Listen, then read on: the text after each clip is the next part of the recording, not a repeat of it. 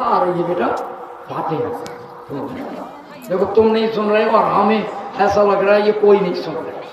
ये नहीं बात बेटा, सुनो हमारी बात। ठीक बच्चा के ठीक से पैसा न हुआ है, गड़बड़ करी। हाँ आगे वैसा हो गया ठीक से, बात नहीं करनी है बेटा, और आगे हो जाओ। जो हम बात बता रहे हैं। देखो भगवान का दर्शन आंखों से नहीं होता है। देखो होता जरूर है भगवान का दर्शन भी होता है। बातें ना करो। देखो कोई भी, मैं अच्छी बात बता रहा हूं, ये बच्चे भी हमारे सुन रहे हैं। बहुत से बच्चे बहुत अच्छे ध्यान से सुनते हैं, कुछ बच्चे हैं जो सुन नहीं रहे। भगवान का दर्शन आंखों से नहीं होता। आप अगर पपीता को देखोगे तो पपीता भी आंख से नहीं दिखता। पपीता कैसा है? पपीता किससे दिखता है जी? जीभ से। पपीता किससे देखता है जी? जीभ से। जब तक नहीं देखेगा तब तक पता नहीं लगेगा पपीता कैसा, मीठा है या फीका। आम का पता नहीं लगेगा, आंख से नहीं बता सकता आम कैसा है। आम का दर्शन किससे होता है? जीभ से। जीभ बताएगी कि आम खट्टा है और कितना मीठा है। आम का दर्शन किससे होता है? जीभ से। हर चीज का दर्शन अलग अलग है। फूल का दर्शन किससे होता है? आंख से नहीं कोई बता सकते फूल कैसा है। किससे बताएंगे? देखो हमारे बच्चे कह रहे हैं फूल का दर्शन किससे होता है? कैसी गंध है इसकी। आंख से नहीं बता सकता ये फूल कैसा है। हर चीज आंख से नहीं दिखती है। देखने के साधन अलग अलग है। फूल के देखने का साधन नाक है, खट्टा मीठा देखने के लिए जीभ है, ठंडा गरम नरम कठोर किससे देखा जाता है? त्वचा से, हाथ से। कठोर है, नरम है, गरम है, ठंडा है। ये आंख से नहीं देखेगा। किससे देखेगा जी? हाँ, देखो बच्चे कितने अच्छे हैं। तो हर चीज आंख से नहीं दिखती है। भगवान भी दिखता है। भाई खट्टा मीठा देखने का साधन जीभ है। आज आपको भगवान दिखाएंगे, दिखेगा आपको, हो आज तो भगवान दिख गया, फिर भगवान से मिल लेगा। और इसी तरीके से रोज देखना है और रोज मिलना है, रोज बातें भी करनी है। आज बात भी करवाएंगे आप। और ये काम अब छोड़ना थी। जिसको भगवान दिख जाए, जिसको भगवान मिल जाए और जिसकी बात हो जाए, बताओ वो सुखी होगा कि नहीं होगा? आज यही तो केवल खत्म हो गया। लोगों को भगवान ना तो दिख रहा है, ना भगवान मिल रहा है, और न भगवान से किसी की आज तक बातचीत हुई हो तो बता दो। और हम झूठी नहीं, आप भी अपने आप कहोगे नहीं हमारी भगवान से बात हो गई, हमने भगवान को देख भी लिया और भगवान से हम मिल भी लिए। तरीका होता है। हमारे पास पुस्तकें रखी हैं, इनमें सारी विधि लिखी है। देखो ये पुस्तक से हमने भगवान को देखा है, आप भी देख लेना। ये भगवान की देखने की पुस्तक है। इससे में लिखा है भगवान कैसे दिखता है। इसका नाम सत्यार्थ प्रकाश है। जिसने लिखा भगवान को देखने के लिए घर से निकला था, और जब भगवान दिख गया तो देखने का तरीका उसने बता दिया। ठीक है, कैसे भगवान दिखता है तरीका का पता लग गया, और इसमें तरीका लिखा है। ये पुस्तक खरीदनी जरूर है, ये पुस्तक जरूर रख लो। इस पुस्तक में वो बातें लिखी हैं, घर की जितनी विघ्न बाधाएं हैं, जितनी समस्याएं सब खत्म हो जाएंगी। जिसको बच्चा शिक्षित करना है, जिसको बच्चा बहुत अच्छा बनाना है, ये पुस्तक पढ़ने के बाद माँ बच्चे को बहुत अच्छा बना सकती है। बच्चे को जो बहुत सारी माताएं चाहती है हमारा बच्चा शिक्षित हो जाए, तो ये पुस्तक जरूर खरीद लो। बच्चों को शिक्षित करना, बच्चे को अच्छा बनाना, सब सारी बुढ़ापा कितना अच्छा कैसे बनता है, बुढ़ापे में कैसे अच्छे अच्छे हमारी बूढ़ी माँ बूढ़ा पिता कैसे अच्छा बनता है, बूढ़ा को अच्छा बनाने की भी पुस्तक है। ये जवान को अच्छा बनाने की पुस्तक है। सारे संकट खत्म हो जाते इस पुस्तक को पढ़ लेना। लिखी है पूरी हिंदी में। किसमें लिखी है? हाँ, तो पहले भगवान का दर्शन करने की मैं आपको इसमें दिखा, ये पुस्तक खरीदना, और ये पुस्तक आपको यहाँ उपलब्ध नहीं है। सुशील जी आपको केवल आपको दिखाना है कि हमें लेनी है, सुशील जी मंगा करके आपको दे देंगे। जिन जिन को लेना है वो केवल नाम लिख करके भेज देंगे। ये पुस्तक अगर हमारे प्रचार के बाद आपके घरों में ये पुस्तक आ गई, हिंदी में लिखी है, आप इसके पढ़ने के बाद कोई आपका बच्चा ऐसा नहीं माता बनो अच्छा ना बन जाए। जो माता इस पुस्तक को नहीं पढ़ी है वो बच्चे को अच्छा नहीं बना पाएगी। माता निर्माता बैठी, और माँ को सबसे पहला शिक्षक कहा है, मातृमान। पहला शिक्षक कौन है? माँ। जिसको माँ की शिक्षा मिल जाए वो बालक अच्छा बने बिना रुकेगा नहीं। पर माँ की शिक्षा क्या है इस पुस्तक में लिखी है, पढ़ो, बच्चे को अच्छा बना दोगे। जिसकी माँ की अच्छी शिक्षा मिल गई और पिता की भी शिक्षा ली, पिता को क्या शिक्षा देनी है? आजकल लोग कहते हैं स्कूल में पढ़ेगा। जिसको माँ की शिक्षा नहीं मिली, जिसको पिता की शिक्षा नहीं मिली, वो बालक कभी अच्छा नहीं होता। तो माता पिता की शिक्षा पहले अनिवार्य थी। तो आप लोगों को ये पुस्तक लेनी है, बच्चे अच्छे बनेंगे और सभी बड़े बूढ़े सब अच्छे बन जाएंगे। सबको अच्छे बनाने की पुस्तक है, इसका नाम है सत्यार्थ प्रकाश। ये आपको खरीदनी है। तो मैं कह रहा था इसमें ईश्वर का दर्शन करने की विधि लिखी है। कहते हैं भगवान का दर्शन किससे होता है जी? आंख से भगवान नहीं दिखेगा, ध्यान देना। भगवान काला नहीं है, भगवान गोरा नहीं है, भगवान लंबा नहीं है, भगवान नाटा नहीं है, तो भगवान आंख से नहीं दिखेगा। जो रूपवान चीज है वो आंख से दिखती है। लंबा चौड़ा गोरा काला हरा पीला किससे दिखता है जी? आंख से। भगवान न काला है, न गोरा है, न छोटा है, न बड़ा है। ऐसी दिख जाए तो लोग पकड़ करके पीटे उसे। ऐसा नहीं है, वो आंख से नहीं दिखता है। जो लोग ऐसा सोचते हैं मंदिर में जाएंगे तो भगवान दिखेगा, जब मंदिर में भगवान दिखता है तो फिर वहां आंख बंद क्यों करते हो? मंदिर में जाएंगे फिर आंख बंद कर लेंगे, फाड़ फाड़ के देखो ना।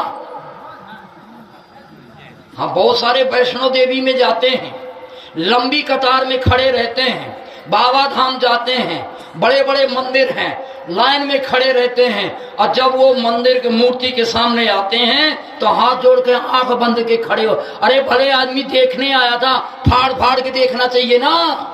तो सबको पता है आंख से भगवान का दर्शन होता होता तो आंख बंद ना करता। ध्यान रखो, वेदों में लिखा है, सभी जानते हैं, अगर भगवान आंख से दिखता होता तो मंदिर में सब देख के आ जाते। आप जितने हो सबने मंदिर में गए हो, पर किसी को भगवान आज तक दिखा? क्योंकि आंख से दिखता ही नहीं। दिखता होता तो सब गए हैं मंदिर में, कौन नहीं जा रहा? रहीमा वाले बस में बैठ के गए और ऐसे ही आएंगे, कुछ भी नहीं देख के आएंगे, आंख से दिखता ही नहीं। और यहां भगवान को दिखा रहे हैं, इसलिए आप ध्यान से सुन लो। भगवान की देखने की विधि बताता हूं आपको। ना आंख से दिखेगा, ना जीभ से दिखेगा, ना हाथ से दिखेगा, ना नाक से दिखेगा। इंद्रियों से भगवान का दर्शन नहीं होता। उसके अंदर ये गुण नहीं है, न रूप है, न रस है, न गंध है। उसके अंदर ऐसा गुण है जिसको पर दिखता जरूर है। तो किससे दिखेगा जी? मन से। किससे दिखेगा जी? मन से। अब देखो, आप सभी बैठे हैं, एक भूख नाम की चीज है। सब परिचित ना भूख होती है कि नहीं होती? सब परिचित हैं और सबने भूख देख रखी है, देख रखी है, सबने देख रखी है भूख होती है और कहाँ रहती है ये भी पता है सब। बच्चा भी बता देगा कि भूख कहाँ रहती है। बच्चे से कहते हैं देखी है, हाँ देखी है। कहाँ रहती है बता देगा, यहां रहती है। सारी माताएं को पता है भूख कहाँ रहती है, सारे बच्चों को पता है। बताओ भूख होती है कि नहीं होती है? बताओ होती है कि नहीं होती है? अच्छा, काली होती है कि पीली होती है कि नीली होती है कि गोरी होती है कि लंबी होती है चौड़ी होती है? हैं? तो कहते हैं ना लंबी है ना कारी है ना गोरी है पर होती है। तो कहाँ है, कहाँ देखी है तुमने? कहीं देखी है हम जरूर। तो आंख से भूख नहीं दिखती, आंख से भूख तो कैसी दिखती है जी? महसूस होती है। क्या होती है जी? सबने देख रखी है पर देखी कैसे है? महसूस करके। ध्यान देना, आज भगवान को दिखाएंगे हम। जैसे भूख को देखा जाता है ऐसे भगवान का दर्शन होता है। देखिए ध्यान से, भूख सबने देख रखी है। बताओ खोपड़ी में रहती है कि कान में रहती है? भूख देखी है ना सबने। बताओ भूख कान में रहती है कि खोपड़ी में रहती है? जिसने देखी है वो बताएगा और जिसने नहीं देखी वो कैसे बताएगा, है ना जी? देखो अच्छे कहते हो ये तो चक्कर में फंसा रहे हैं। भूख तो हमने सबने देख रखी है। पूछ रहे कि खोपड़ी में रहती है कि कान में रहती है कि मुंह में रहती है? ध्यान देना, अब आप सब लोग एक स्वर से कहोगे भूख कहाँ रहती है? पेट में। अगर मैं गलत बोल रहा हूं तो बोलो, भूख कहाँ रहती है? जो नहीं मानता है पेट में हाथ ऊपर करो। भूख कहाँ रहती है? पक्का देख रखी कि नहीं देख रखी? कोई कहने लगे जा कान में रहती है, झूठा। जो कहेगा कान में रहती है वो झूठा, जो कहेगा मुंह में रहती है झूठा। भूख रहती है कहाँ? पेट में। कैसे देखी? महसूस होती है। कैसे देखी है? महसूस की है। एक बात और ध्यान रखना, एक होता है आपका आत्मा। जब आत्मा मरता है, मरता है कि नहीं मरता? अगर कोई लंबा चौड़ा होना आत्मा तो सब उसको ऐसे करके पकड़ के बैठ जाने नहीं देंगे। अगर आंख से आत्मा दिखता होता, जब हमारे माँ का आत्मा जाए, पिताजी का जाए, जब बूढ़ी हो जाए दादा दादी और वो आत्मा जा रहा हो, अगर आंख से दिखता हो तो क्या करे? कहाँ जा रहा है? बैठ जाने नहीं देंगे। आत्मा आंख से नहीं दिखता पर ये शरीर में रहता है। आत्मा शरीर में बोलो रहता है कि नहीं रहता है? अब कहाँ रहता है? जैसे हमने भूख को देखा है ऐसी आत्मा भी दिखता है। भूख कहाँ महसूस होती है? पेट में। और आत्मा कहाँ महसूस होता है? हृदय मंदिर में। आत्मा कहाँ महसूस होता है? पक्का रहता है। आत्मा कहाँ रहता है? यहाँ, यहाँ महसूस होता है। पेट, यहाँ पेट में भूख महसूस होती है। पेट में भूख रहती है और हृदय मंदिर में आत्मा। कैसे पता? महसूस किया है। ध्यान देना, यही तरीका है भगवान के पास पहुंचने का।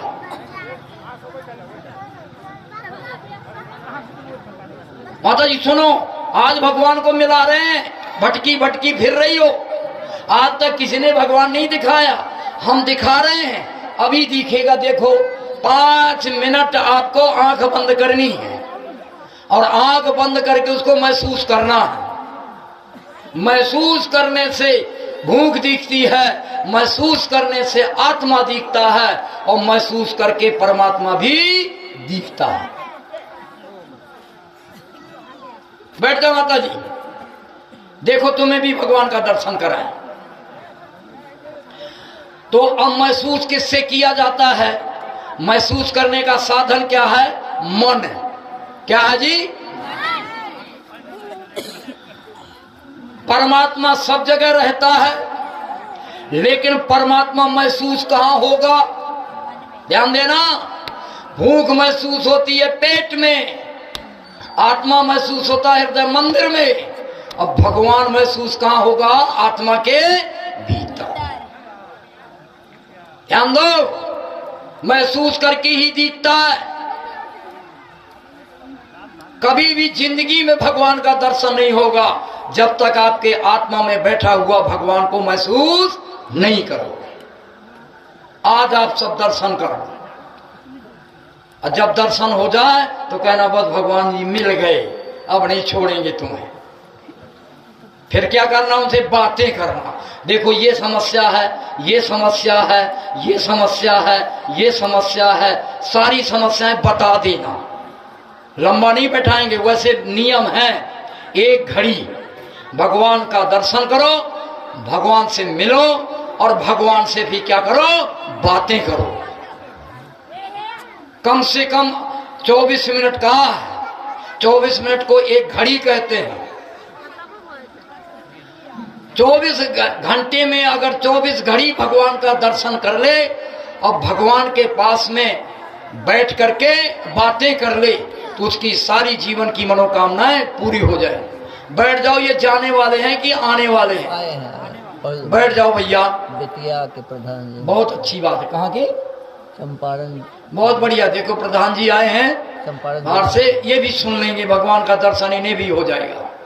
बढ़िया। हाँ, हम ये शायद आए थे, मधुबनी में आए थे शायद। हाँ, ये मधुबनी में हमें इनका दर्शन हुआ था पिछला बार। हाँ जी। बैठ जाओ जी सब। ऐसे खड़े रहोगे तो फिर हमें अच्छा नहीं लगेगा। बैठ के सुनो। ये माताएं हमारी देखिए, हमारे कम पढ़ी लिखी माताएं, कम पढ़ी लिखी माताएं को आज पढ़े लिखे को भगवान का दर्शन नहीं हुआ, आज अनपढ़ों को दर्शन करा देते। पर जैसे कहें वैसे देखना। भगवान का दर्शन आपको जब होगा जब आप शरीर के बाहर के काम बंद कर दोगे, इंद्रियों का काम बंद कर दोगे, मन का काम बंद कर दोगे। बाहर वाला शरीर को हिलाना डुलाना नहीं है, या तो ऐसे बैठ जाना या ऐसे बैठ जाना। अभी दर्शन करना है। कोई शरीर से ऐसे देख लीजिए, बालक, बालक बालिका है, नालंदा से आई, ठीक बैठ, तो अच्छी बच्ची है ये। ध्यान दो, भगवान के दर्शन करने के लिए शरीर बिल्कुल भी काम नहीं करना है। शरीर से जो काम करेगा उसे भगवान का दर्शन नहीं हो। बाहर के काम शरीर के बंद, इंद्रियों के काम बंद। इंद्रिय कहते हैं आंख, आंख को बंद करोगे जब भगवान का दर्शन होगा। शरीर से कोई काम मत करना और आंख को बंद कर लेना। कान से भी किसी की बात नहीं सुनना, कान भी बंद। बाहर से सुनना नहीं है बाहर की बात, आंख से किसी को देखना नहीं है, आंख का काम बंद कर दिया, कान का काम बंद कर दिया, और ये शरीर का भी काम बंद कर दिया। अब शरीर ऐसा रख लो जैसा ऐसे रख लो। अब ध्यान दो, सब लोग बैठो, भगवान का दर्शन। सीधे बैठ जाओ सब, ऐसे नहीं होता भगवान का दर्शन। ऐसे बैठ जाओ बिल्कुल स्थिर, आंख बंद करना है। और आंख बंद करने के बाद मन का काम बाहर से रोक देना। अब नहीं सोचना कि घर जाना है, घर में ये हो रहा होगा, बालक भूखे होंगे, है ना। अब मन से घर की बातें नहीं सोचना, दुकान की नहीं सोचना, बाहर जिनके पति देव गए उन पति को नहीं सोचना। बाहर से मन की बात, मन को बाहर की बातों से हटा लो, तब भगवान दिखेगा। योगा चित्त वृत्ति निरोधा, जो मन को बाहर से हटा लेता है, बाहर के कामों से, शरीर के बाहर के कामों को रोक देता है, आंख और कान को बाहर से देखना और सुनना बंद कर देता है। और फिर क्या करता है वो? मन को आत्मा के भीतर जहां भगवान रहता है भगवान सब जगह है, आत्मा के भीतर रहता है, जिसका नाम है नारायण। भगवान का नाम क्या है? नारायण का दर्शन करना। नारायण कहते हैं, नर कहते हैं जीव को। जीव के भीतर रहने वाले परमात्मा का नाम नारायण है। जीव के भीतर परमात्मा रहता है, बाहर भी रहता है, लेकिन मुख्य रूप से बताया है भगवान का निवास स्थान जीवात्मा है, इसलिए भगवान का नाम नारायण है। अब आप आ जाओ अपने, कहा आ जाओ? जीवात्मा। जीवात्मा के भीतर, आंख बंद कर लो, कोई नहीं इधर उधर देखेगा। अब आप जीवात्मा में जाओ। सबको पता है जीवात्मा कहाँ रहता है? हृदय मंदिर में, जो मरने के बाद निकल जाता है और जब तक नहीं मरे हैं तब तक यहीं रहेगा। यहां जीवात्मा है आपका, महसूस होता है। अब जीवात्मा के भीतर परमात्मा है, जिसका नाम नारायण है। अब उस नारायण का आपको दर्शन करना है। तो नारायण का दर्शन करना है तो नारायण को पहले सोचना, फिर महसूस करना। वो नारायण कैसा है? हमारे आत्मा के भीतर विराजमान है। वो कैसा है? रक्षा करने वाला है, वो बहुत प्रेम करने वाला है, वो सभी दुखों को भीतर से दूर करने वाला है, वो सभी सुखों को देने वाला है। ऐसा आपको मन लगा करके सोचना है, महसूस करना है। कितने मिनट? 2 मिनट। 2 मिनट आप ध्यान रखना। मैं ओम बोलूंगा, देखो ये बालक नहीं किसी को भगवान का दर्शन करने देंगे, इनको चुप करो, आंख बंद करो सब, नहीं तो इनको उधर निकालो। अब देखो ऐसे नहीं भगवान दिखेगा तुम। आप 2 मिनट में ओम को शुरू करूंगा, फिर ओम बोलूंगा 2 मिनट में। 2 मिनट तक लगातार यहां पर आप जो रक्षा करने वाला ओम है उसको सोचना है, जो बहुत प्रेम करने वाला है, बहुत प्रेम हमसे करवाने वाला है, ऐसे परमात्मा को यहाँ सोचना है, महसूस करना है। आपके आत्मा के नारायण के रूप में विराजमान है, आपके सभी दुखों को भीतर से खत्म करने वाला है और आपके भीतर सभी अच्छे सुखों को भीतर से भरने वाला है। बस आंख बंद करके ये भगवान के कामों को, ये भगवान के गुणों को आपको सोचना है और महसूस करना है। ऐसे प्रभु मेरे भीतर हैं, ऐसे प्रभु मेरे भीतर हैं। अब मैं सोच रही हूँ, अब मैं महसूस कर रहा हूँ, अब भगवान के ये काम मेरे भीतर हो रहे हैं। अब मेरी रक्षा होगी, मेरा दुनिया में कोई बुरा नहीं कर पाएगा। अब मेरा भगवान से बहुत प्रेम होगा। अब मेरे सारे दुख भीतर से अब खत्म हो रहे हैं। अब मेरे भीतर भगवान का सुख भर रहा है। ऐसा आपको महसूस करना है, क्योंकि आपका मन भगवान में डूब गया है। आपका शरीर बाहर से हटके भगवान के भीतर पास में आ गया है। आपकी इंद्रियां भगवान के पास में हैं और मन भी आप भगवान में डूब गया। अब आत्मा भगवान को महसूस कर रहा है और भगवान का काम हो रहा है। अब मैं 2 मिनट तक यही करना है। मैं ओम बोलता हूं, अगर कोई यहाँ वहां की मान में अगर इधर उधर की सोचेगी तो भगवान का काम नहीं होगा, तो भगवान का दर्शन नहीं होगा। अगर भगवान का रक्षा काम हो गया आपके अंदर, अत्यंत प्रेम करने का काम हो गया, अगर दुख दूर करने का काम भगवान ने आपके भीतर कर दिया और सुख देने का काम आपके भीतर कर दिया, तो समझो भगवान हमें दिख गया। ये होगा जब ही तो दिखेगा। जो भगवान, जैसे अग्नि के पास बैठ जाओगे तो गर्मी जरूर आएगी आपके शरीर में, ठंडी जरूर निकलेगी।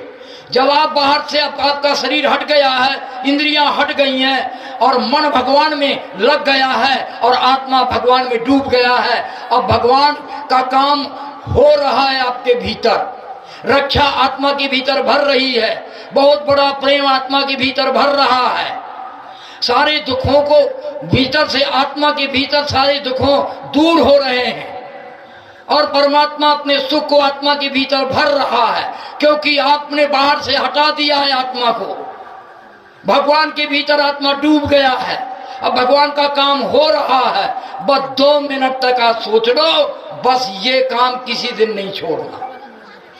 चलिए अब मैं ओम बोलूंगा, ओम बोलूंगा, जब तक ओम ना बोल दूं तब तक आंख नहीं खोलना, यही काम करना। बैठ जाओ सब, बैठे तो हो ही, सबने आंख बंद कर रखी है। अब मैं घड़ी से देख लेता हूं, ठीक 2 मिनट बाद ओम बोलूंगा।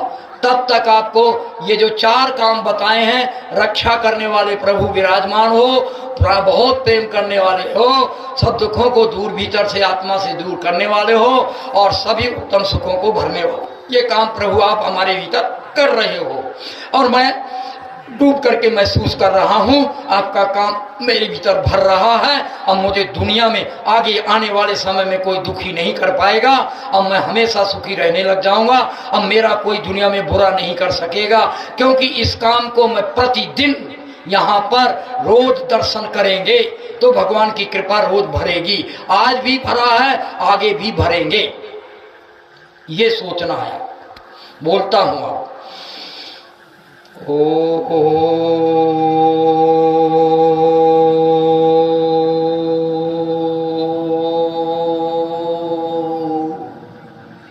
अब आत्मा के भीतर सोचो, महसूस करो।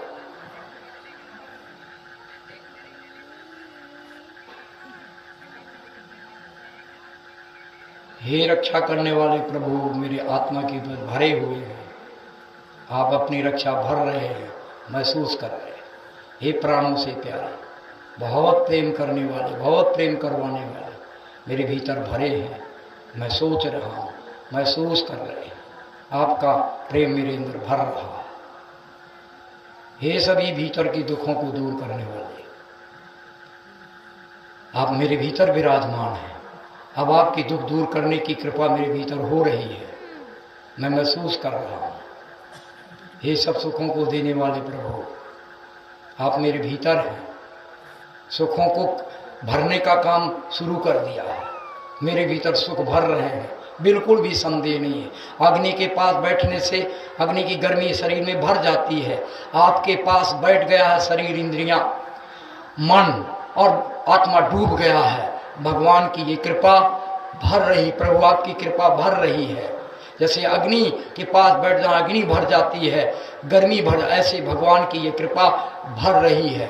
अब आगे भविष्य में इस काम को अब छोड़ेंगे नहीं, रोज भगवान की इस कृपा को भरवाएंगे। 1 साल के अंदर बस कभी दुखी नहीं होंगे, सदा सुखी रहेंगे, कभी आपका बुरा नहीं होगा। भगवान से बहुत प्रेम हो जाएगा। जिसका भगवान से प्रेम हो जाता है वो कभी बुराइयों से प्रेम नहीं करेगा। जिसका भगवान से प्रेम नहीं होता है वही बुराइयों में फंस जाता है। अब आपसे प्रेम हमारा हो गया है, अब हम कभी बुराइयों में नहीं फंसेंगे। बस सोचते रहो, मैंने आपकी मदद कर दी है, आज सोचने की प्रक्रिया सिखाई है, अब ये रोज करना है। बहुत अच्छे।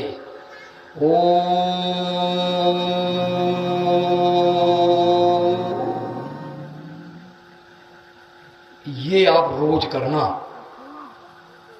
देखना रोज कृपा भरेगी। 1 साल के अंदर आपको पता लग जाएगा। भगवान से बच्चों को लगा देना, ये बच्चा करेगा। अब भगवान से बातें करो, अब थोड़ी देर आंख और बंद करो, 2 मिनट तक बातें करनी है। अभी तो भगवान का दर्शन किया है, हुआ कि नहीं हुआ यहाँ दर्शन? यही दर्शन होता, ध्यान रखना, महसूस करने से दर्शन होता है वो।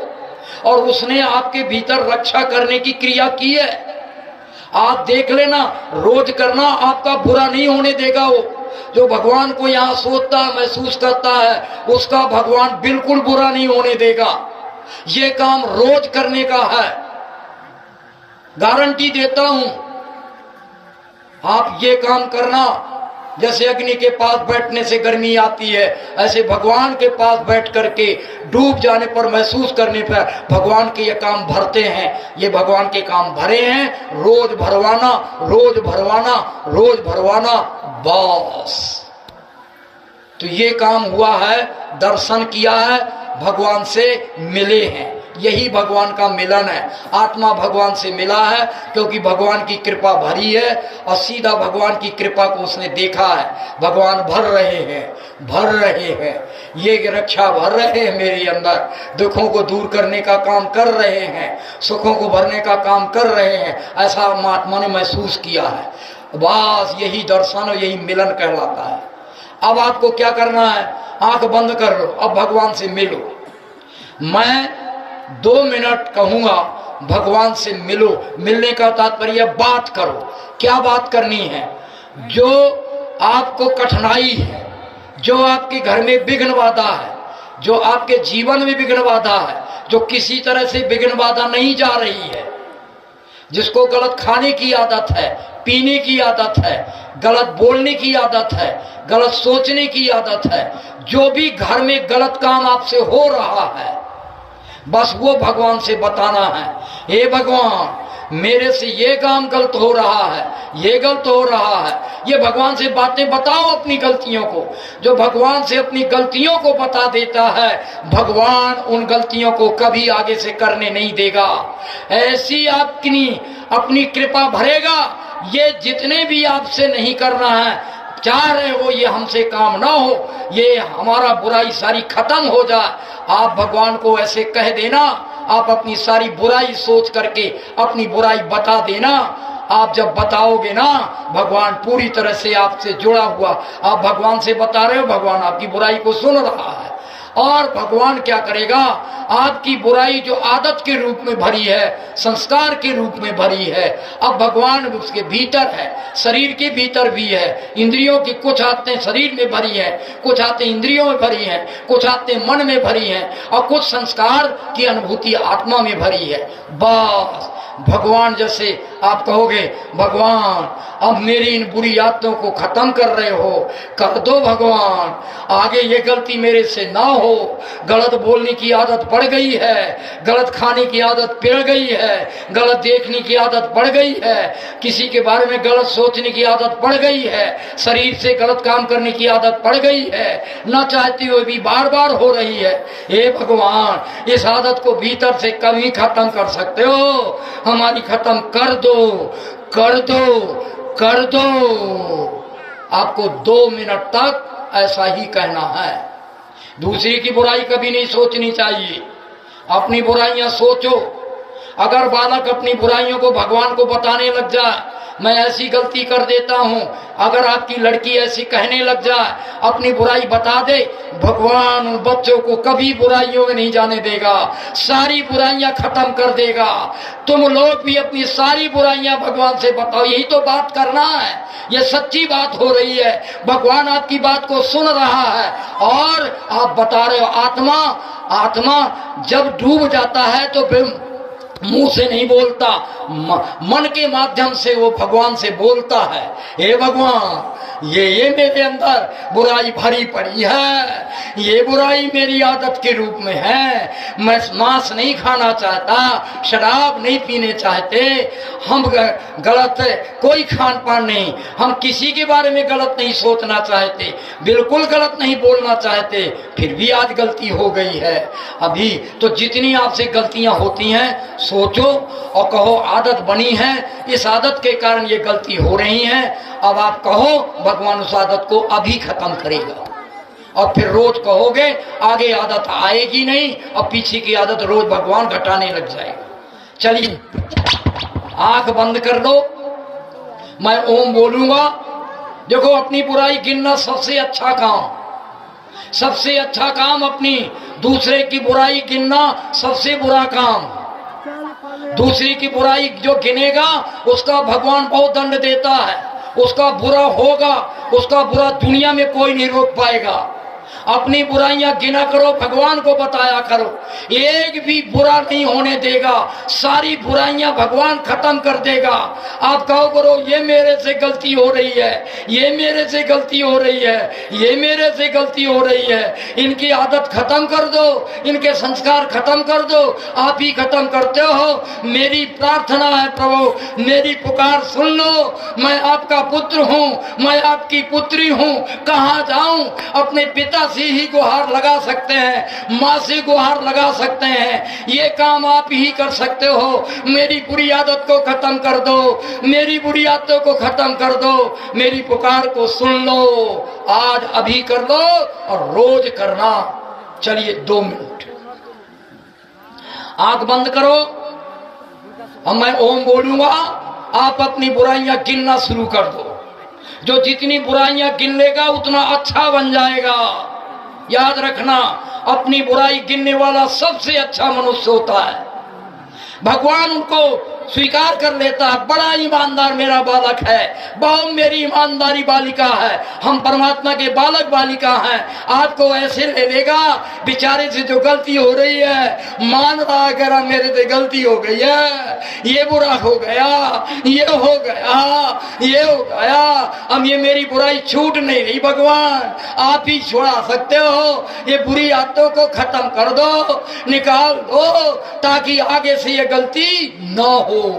ये आदत डालो रोज, ये काम आपको प्रतिदिन करना है। और मैं 1 महीने में आऊंगा, अगर आपके न संकट टले, आपकी बुराई न घटे तो बता देना, 1 महीना बाद फिर आऊंगा। चलिए आंख बंद करिए, 2 मिनट तक आपको अपनी सारी बुराइयां जितनी है ज्यादा से ज्यादा गिनना और कह देना ये भी मेरे से गलती होती है।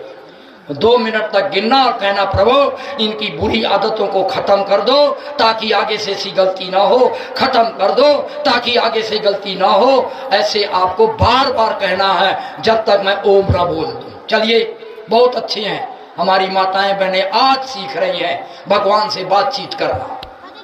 ये वेद के अनुसार ईश्वर से बात करनी है। ये महर्षि स्वामी दत्त ने बात करने के लिए सिखाया है हमें। जो ऐसे बात करता है वो निश्चित रूप से सभी बुराइयों से छोड़। मैं रोज बात करता हूँ, अभी मेरे से भी गलती कुछ ना कुछ हो जाती है, पर भगवान से कहता हूँ मुझे बुराइयों से छोड़ाता चला जा रहा है। आपको मैं बता रहा हूँ, आप देखना, आपको भी भगवान कह के तो देखना, आपकी बुरी आदतें न खत्म हो तब बताना कि महाराज जी ने गलत बताया है, पर ये काम आपको करना है। चलिए 2 मिनट तक आप लोगों को ये काम करना है। चुप हो जाओ साहब, ये बच्चे आ गए हैं। ए बड़ो बालको, देखो वो बालक, मारो इसके पीछे बैठा। चुप, आंख बंद कर। ये बच्चे बहुत बेकार हैं। चलो आंख बंद, कोई बोलेगा नहीं, बालक को बोलना, वहां पीछे ले जाओ इसको। आंख बंद करो सब। बड़ों को तो कम से कम भगवान से बात कर लेने दो, तुम्हें वो सिखा देंगे घर में। चलिए आंख बंद करिए, मैं ओम बोलता हूं, अपनी सारी बुराइयां बताना और कहना ये बुरी आदत के कारण हो रही हैं, इनको आप खत्म कर सकते हो, खत्म कर दो। ए मेरे पिताजी, ए मेरी माँ, आप ही खत्म कर सकते हो, कोई नहीं खत्म कर सकता है। सारी भस्म कर दो, आगे से मुझसे कोई गलती ना हो, मेरे से कोई गलती, मुझे पूरा बहुत ऊंचा बना दो। आप ही बना सकते हो, मेरे ऊपर ये कृपा कर दो, कर दो, कर दो। जब तक ओम ना बोलूं अपनी बुराई गिना के यही करना। ओम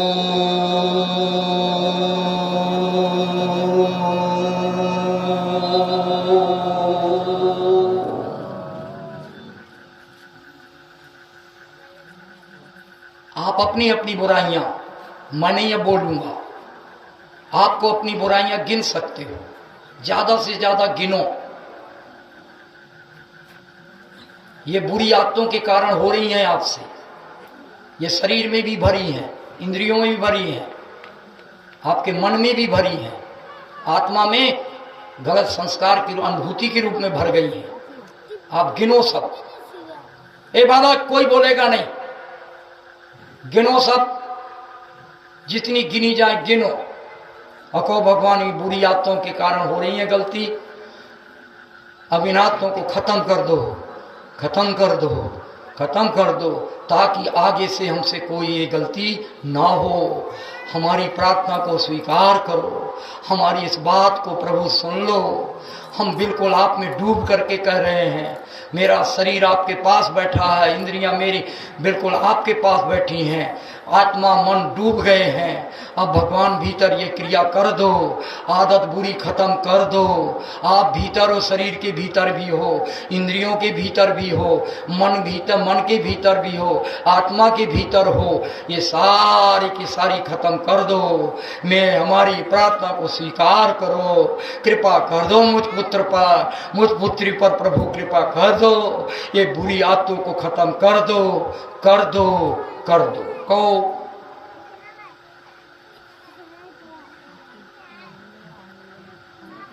बहुत अच्छा, बोलो नहीं कोई।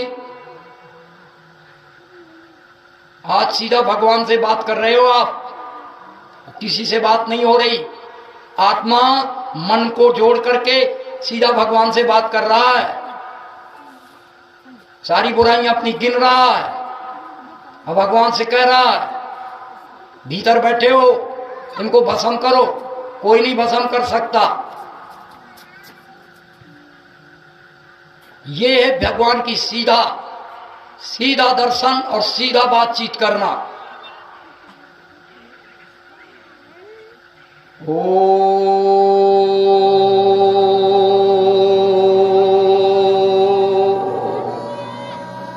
ये मैंने वेद के अनुसार, ऋषियों के अनुसार भगवान से मिलाया है, आपको बातचीत करवा दी है। अब आप ये 1 महीना तक करके देख लेना, 1 महीने बाद मैं आऊंगा, जो जो करें, अगर आपके संकट ना घटें, आपकी अच्छाइयां ना बढ़ें तो बता देना।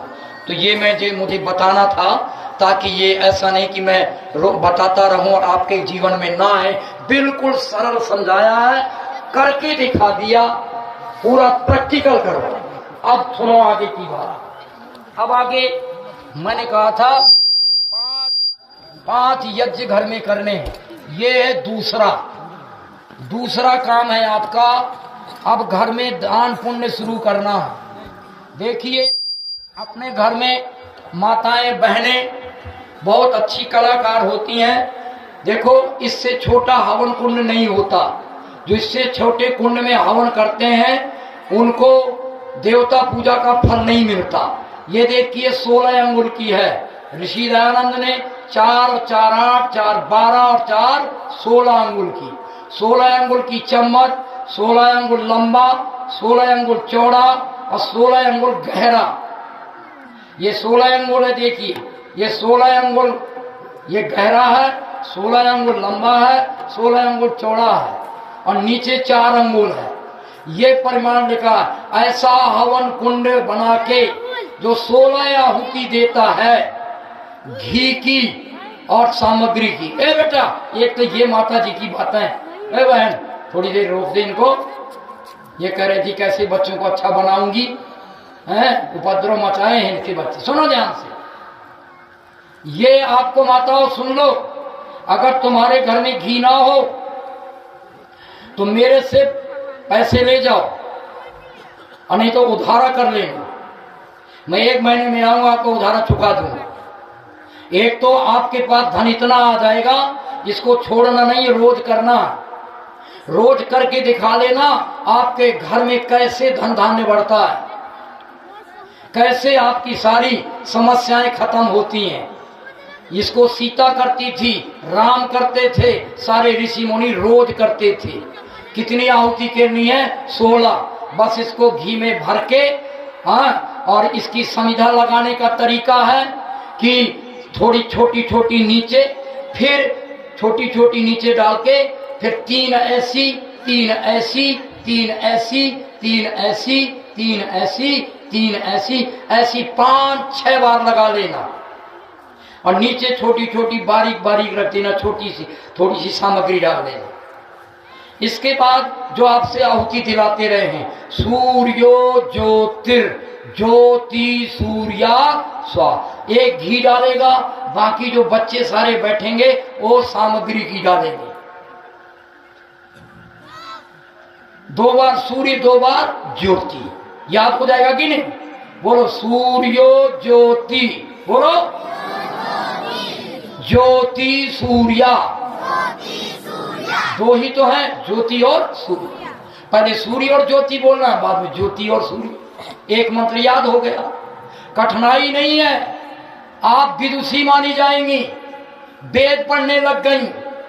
जिस घर में हमारी माताएं बने वेद पढ़ती हैं, वेद का मंत्र बोल करके देवताओं को भोजन कराती हैं, उनके घर में भगवान कभी भी किसी प्रकार की दरिद्रता, किसी प्रकार की विघ्न बाधा, किसी की बीमारी छोड़ता नहीं है।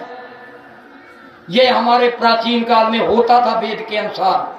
मेरी माताओं शुरू कर दो, 1 महीना आप करके देख लेना, मैं आओगी तो महाराज हमारे घर के संकट जा रहे हैं। लेकिन मेरे काम बताए हुए करोगे नहीं तो मैं जिम्मेवारी। आप उधारा ले लेना, जब दुनिया में उधारा हर काम के लिए करते हो, आपका जितना ज्यादा से ज्यादा आपको 50-60 ग्राम घी लगेगा रोज का, 50-60 ग्राम घी रोज का लगेगा।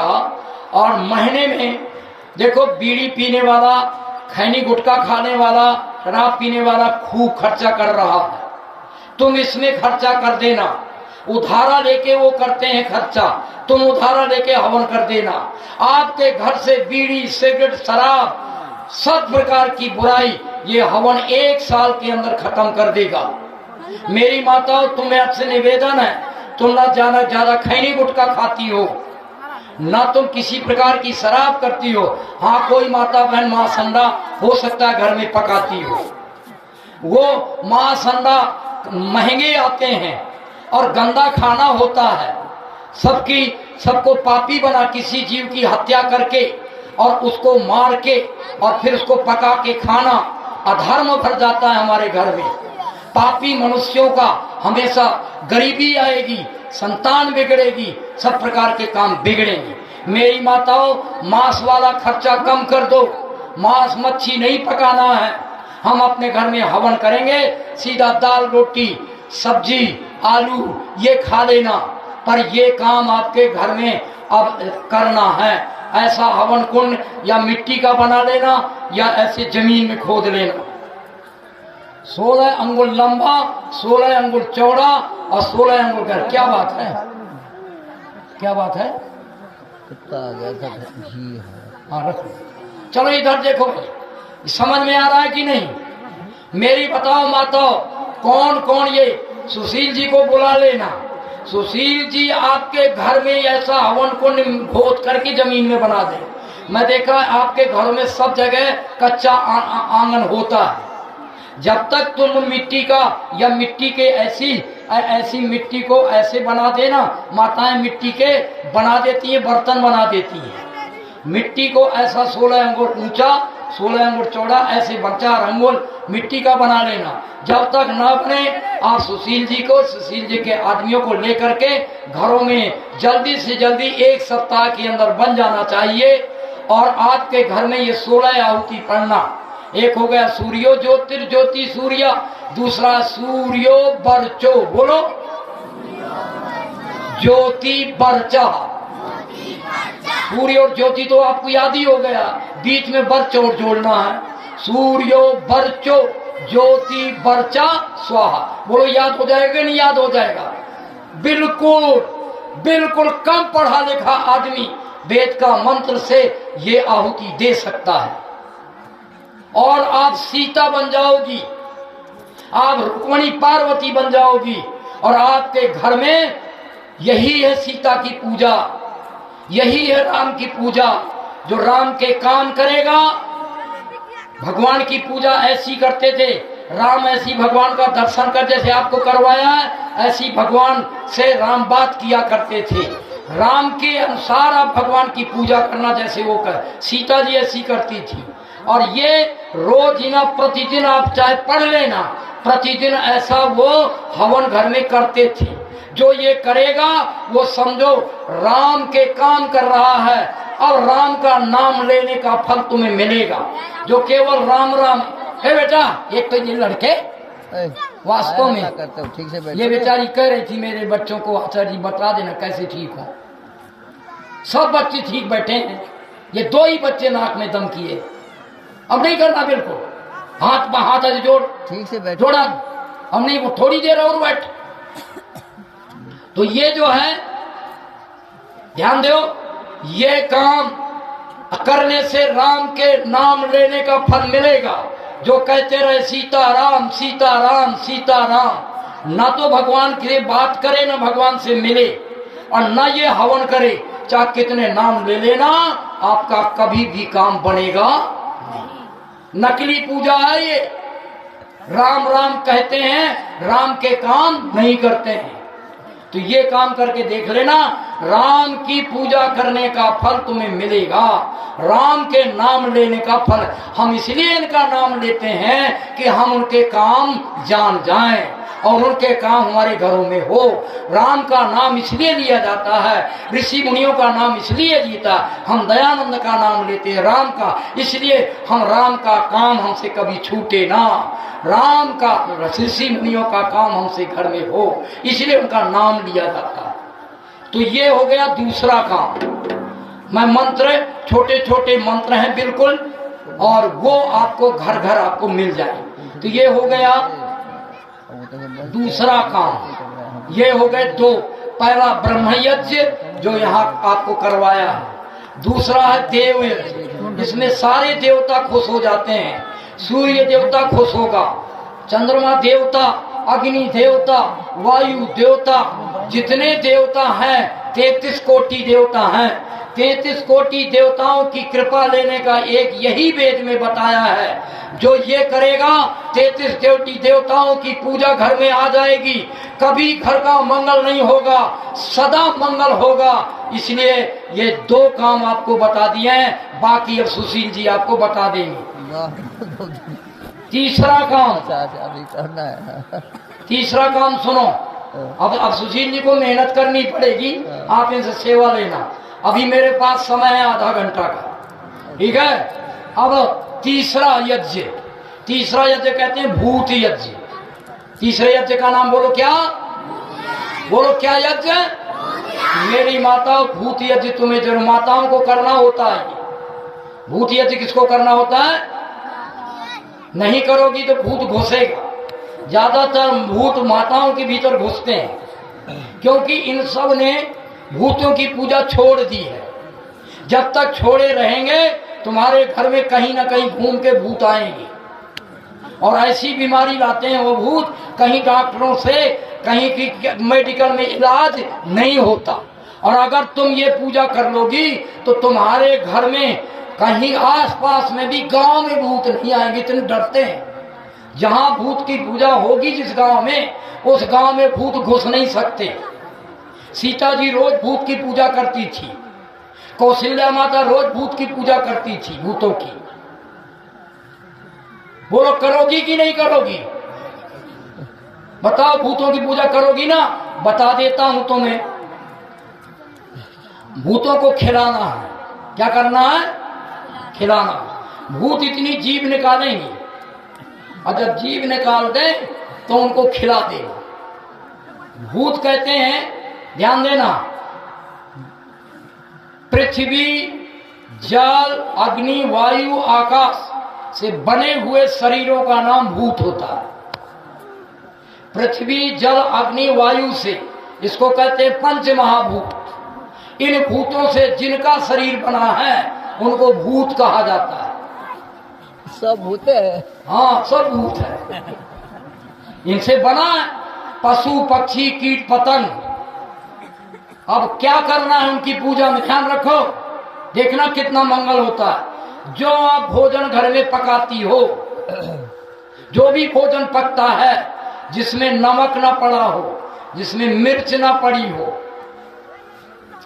थोड़ा सा 2 या 3 बूंद घी इसमें डाल देना। ऐसी कटोरी बनवा लेना, ऐसी कटोरी बनवा लेना। अगर गैस चूल्हा हो, 2-3 बूंद घी डाल देना। आप करना तो एकदम इसमें इतनी जीभ निकल आएगी भूतों की, भूतों की खाने वाली ऐसी जीभ निकलेगी। अब फिर क्या करना? अगर भात बना हो तो भात में गुड़ मिला लेना। अगर रोटी बनी हो तो उस रोटी में घी और गुड़ मिला लेना, ऐसी चूड़ा बना लेना। और जब वो ऐसी इतनी जीभ निकल आए तो आपको 10 मंत्र बोलने हैं। ये बोलना ओम अग्नये स्वाहा, और जीभ निकलेगी। ओम सोमाय स्वाहा, ओम अग्नि सोमाभ्याम स्वाहा, ओम विश्वेभ्यो देवेभ्या स्वाहा। इतनी जीभ निकली रहेगी और देखते देखते आपकी जीभ वो सारा का सारा आपका बनाया हुआ भोजन आपके सारा का सारा खा लेंगे सभी देवता। और खाने के बाद इसकी सुगंध सारे घर में भर जाएगी, इससे सारे घर की दुर्गंध खत्म हो जाएगी, घर आपका शुद्ध हो जाएगा। और इसकी शुद्धि से सभी जीव जंतुओं का भला होगा। तुमसे जाने अनजाने जो जीव की हत्या हो गई है, चलते हैं रास्ते में पैर में दब के कोई मर जाता है, किसी को अनजाने कष्ट हो जाता है, सबका प्रायश्चित है। ये आपको गैस के चूल्हे में, जिनके आजकल मोदी जी ने सबके घरों में गैस का प्रबंध हो गया है, तो आप गैस चूल्हा में कर सकते हो। जिनका घर में चूल्हा है अगर लकड़ी वाला, तो पहले तो माताएं लकड़ी वाला होता था तो पहली माताएं क्या करती थी, पहले भात को वहां डाल देती थी, फिर इसके बाद खाना देती थी। आज वो माताओं ने छोड़ दिया, वो यही तो था। लेकिन आप याद रखना, अगर अग्नि आपके चूल्हे वाली हो तो एक पात्र में रख करके बढ़िया इतनी जला ले लो। जलती हुई ज्वाला में डाली जाती है, वो ज्यादा भस्म होती है, और वो भस्म होने के बाद सारा घर सुगंधित हो जाएगा। मेरी माताओं, ये मेरे काम वेद में लिखा स्वर्ग कामो यजे, इनको यज्ञ कहा जाता है। ये यज्ञ करने से आपके सारे के सारी विघ्न बाधा अब घर में नहीं रहेंगी। ये काम आप कर सकते हैं। जहां जहां मैंने बड़े बड़े यज्ञ किए हैं, जहां जहां किए हैं, सारी माताएं इसमें कर रही हैं। अगर ये मिथिला वाली मेरी भाषा समझ रही हैं तो मेरी माताओं ऐसी एक कटोरी लेकर के, लेकिन याद रखना, जिस चूल्हे में ये करो उस चूल्हे में मछली नहीं पकानी, उसमें बकरा और मुर्गी नहीं पकानी, क्योंकि वो पकाने से इतनी भारी भयंकर दुर्गंधी निकलती है, जिस दुर्गंधी से सारा का सारा भयंकर बीमारी की परमाणु इकट्ठे हो जाते हैं, और उससे उस परिवार का बहुत बुरा होता है जहां पर उसकी दुर्गंध भरी होती है। मुर्गा भूंजने की, अंडा भूंजने की, मछली भूंजने की, जहां पर दुर्गंध जिस घर में भरी होती है वो महादुर्गंधित घर है। वो नहीं है, सीता जी का घर नहीं है, वो राम जी का, वहां राम की कभी भी कृपा नहीं आएगी। मेरी माताओं, ये जरूर ध्यान रखना, अपने घर को सीता वाली रसोई बना दो, कौशल्या माता जी वाली रसोई बना दो। अगर ये काम करोगी आपकी सारी मनोकामना पूरी होंगी और आप कर सकती हो इस काम। समझ में आ गया? 3 हो गए। कितने हो गए? ईश्वर पूजा, देवता पूजा और भूतों की। यज्ञ माने होता पूजा। ब्रह्म यज्ञ का मतलब ईश्वर का पूजा, देव यज्ञ का मतलब देवताओं की पूजा इसमें होगी, और भूतों की पूजा इसमें होगी। आ गया समझ में? अब चौथी पूजा और सुनो, ये भी करनी है। कहते हैं पितृयज्ञ। ध्यान से सुना, मेरी माताओं को करना है। पितृयज्ञ कहते हैं घर में रहने वाले जितने हैं उनको पितर कहा। जितने घर में रहते हैं उन्हें क्या कहता है? पितर। बड़े जितने घर में रहने वाले हैं वो पितर हैं। उनको क्या बनना? सबको देवता। ए बच्चों, यार ये बच्चा नाक में दम कर लिया हैं? सुनो ध्यान से, घर में रहने वालों को क्या कहते हैं? पितर। सारे बच्चों को और तुम्हें जो रहने वाले देवता बन जाओ, और फिर देवताओं का पूजा करना। वो पूजा के 2 काम हैं इसमें।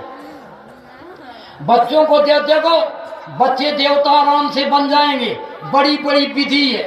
देवताओं को दुष्ट मत बनाओ, लड़के लड़कियों को मत बिगाड़ो, सारी देव बच्चियों को देवी बना दो। बहू देवी बन जाएगी, सास देवी बन जाएगी, ससुर देवता बन जाएगा, पति देवता बन जाएगा। ये देवता बना दो। देवता बनाने की विधि ध्यान से सुन लो।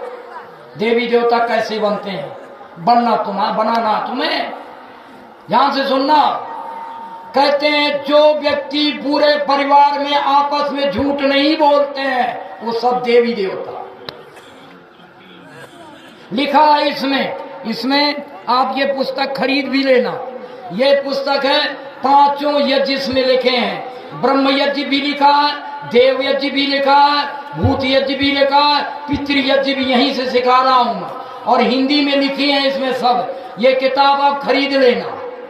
देखो इसमें पहले देवता बनो सब, और सारी माताओं ने नियम ले लिया है कि अब हम घर में झूठ नहीं बोलेंगे। हवन में आई है सब, झूठ नहीं बोलेंगे तो सारी माताएं बहनें बेटियां देवी हैं।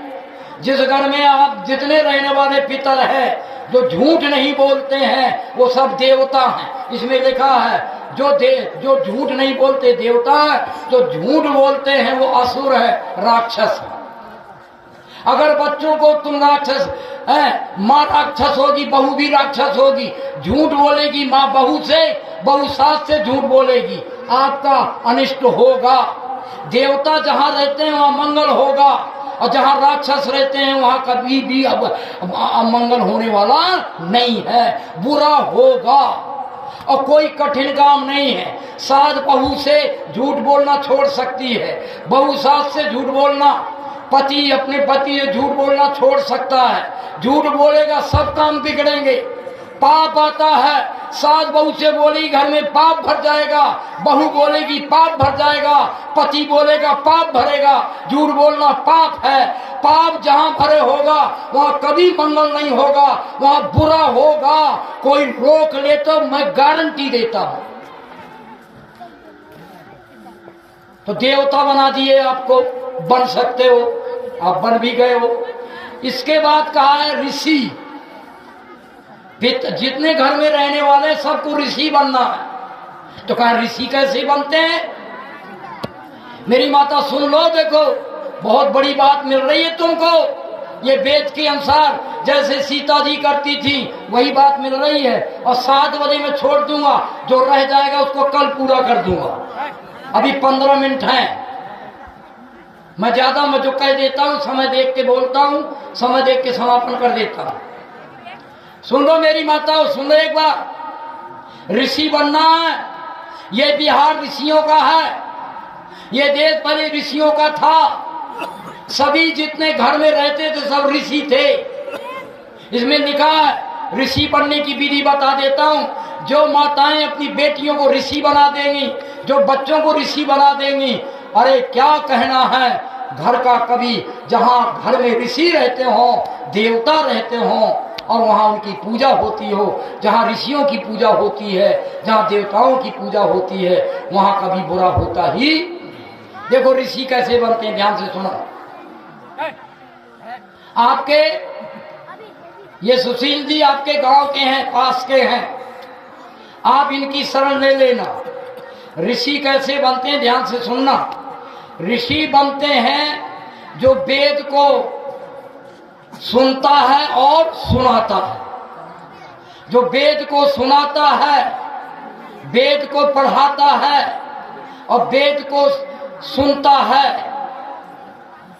वेद को सुनाता, वेद को पढ़ता है और पढ़ाता है। इसमें लिखा उसे ऋषि कहते हैं। उसे क्या कहते हैं? अब वेद को आपको पढ़ना है तो ये सत्यार्थ प्रकाश वेद है, ये संस्कार विधि है जिससे माताएं बच्चे बहुत अच्छी बना सकती हैं। अगर आपको बेटा को बेटी की शादी करनी हो तो ये पुस्तक जरूर पढ़ करके शादी करना। आपकी बहू सदा अगर इसको पढ़ा करके बहू की शादी करके लाओगे यहाँ, जिसको आप बहू चुनो, पहले इसको कहना पढ़ो, ये हमारी शर्त है। दहेज मत लेना, पर उसमें जो बहू आने वाली है उसको इसको पढ़ा देना, बेटा को पढ़ा देना, तुम पढ़ लेना। इसमें लिखा विवाह संस्कार। जो माता पिता विवाह संस्कार पढ़ लेते हैं, जो बेटा बेटी विवाह संस्कार पढ़ लेते हैं, फिर ब्याह करते हैं, निश्चित ध्यान रखना वो पूरे गृहस्थ में जब तक रहेंगे कभी दुख होगा ही नहीं। और ये हिंदी में लिखा है, विवाह किसमें लिखा है? हिंदी में। ये अगर आप सुनोगे और सुनाओगे, मैं बता रहा हूं जिनको बिटिया की शादी करनी हो, आप पहले ये पढ़ा दो अपनी बिटिया को, इसको पढ़ा के शादी करना, और जिस लड़के के साथ शादी करनी है उसको भी कहना पढ़ ले बेटा। ये करके शादी करोगे। इसमें विवाह करने की तारीख लिखी है, कब विवाह किया जाता है।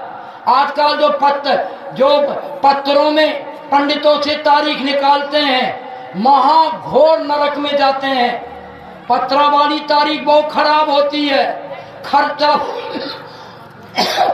बहुत लगता, महंगाई आती है, क्योंकि कह देता है इसमें लगन निकली है। जो पत्रा की लगन में लड़का लड़की की शादी करेगी, याद रखना वो लड़का लड़की का कभी भी मंगल नहीं होगा। क्यों नहीं होगा? इसमें लिखा है, मैं बता ही देता हूं। ये सारी माताएं जानती हैं, और माताएं ही विवाह की तारीख निकालती हैं, पंडित नहीं निकालता। जो पंडितों से विवाह की तारीख निकालेंगे उनके लड़का लड़की का ब्याह कभी सफल नहीं होगा।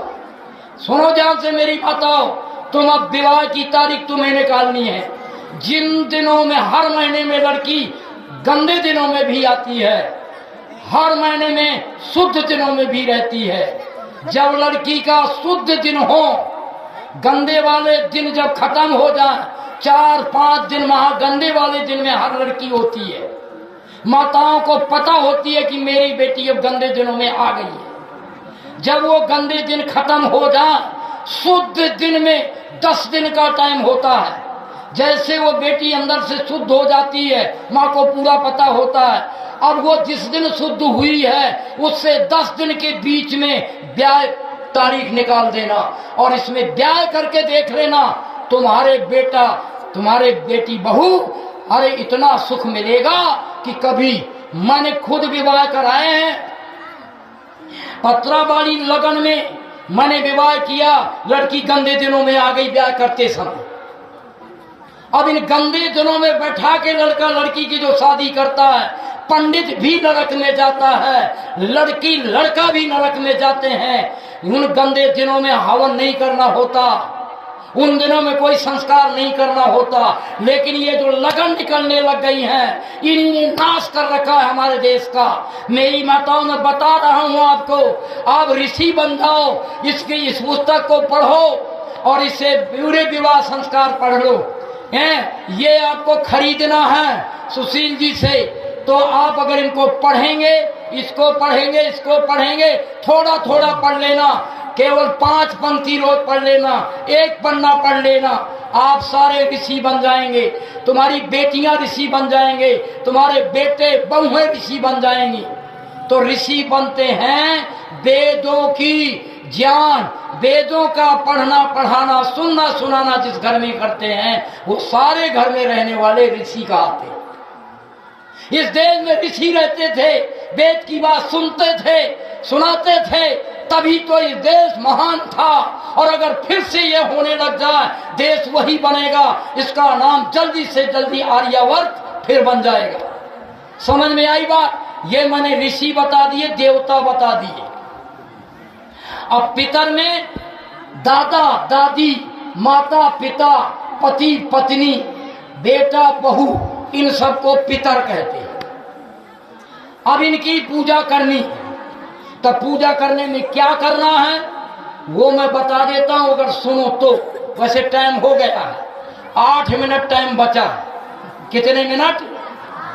देखो हम बेचारी कई बहनें ऐसी आ गई कम कपड़े पहने, ठंडी लग रही है, तो 8 मिनट रह गया है। अब ये पूजा में क्या करना है? एक पहली इनकी ऋषियों की पूजा करनी है, देवताओं की पूजा करनी है, और क्या करना है हमें? पितरों की पूजा करनी है। तो एक काम बताए देता हूं, बाद में होगा। एक काम करना, जितने बड़े हैं सुना ध्यान से, श्राद्ध और तर्पण, श्राद्ध और तर्पण, श्राद्ध और तर्पण 2 काम करने हैं। पहले आज केवल एक मोटा काम बता देता हूं, वो शुरू कर देना, कल बाकी, कल फिर होगा। मैं पूरी विधि पूर्वक श्राद्ध तर्पण समझाऊंगा, क्योंकि 8 ही मिनट रह गए हैं और ज्यादा जाऊंगा तो फिर आप कहोगे महाराज ने वचन दे दिया और महाराज ने ही वचन तोड़ दिया। ठीक, मैं आपको 7 बजे से पहले 2 मिनट छोड़ूंगा। 8 हैं 6, ये 6 मिनट में पूरा करूंगा।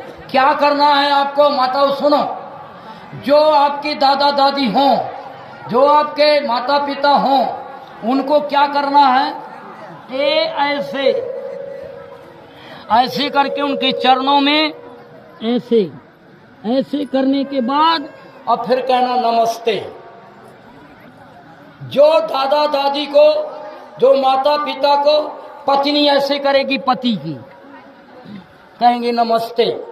और नमस्ते का अर्थ होता है हम दिन भर आपका सम्मान करेंगे, पूरा दिन आपका कष्ट देकर कोई अपमान नहीं करेंगे। जिस घर में ऐसे ऐसे बड़ों के ऐसे माथा को टेकते हैं और कह देते हैं दिन भर आपका सम्मान करेंगे, आपका अपमान इतना भी नहीं करेंगे, तो ये हो गया बड़ों का छोटे ऐसे करेंगे। और ध्यान दो, जो छोटों को भी आपको करना है, उनका भी छोटों का जहां सम्मान होता है, बहू का सम्मान सास को करना है।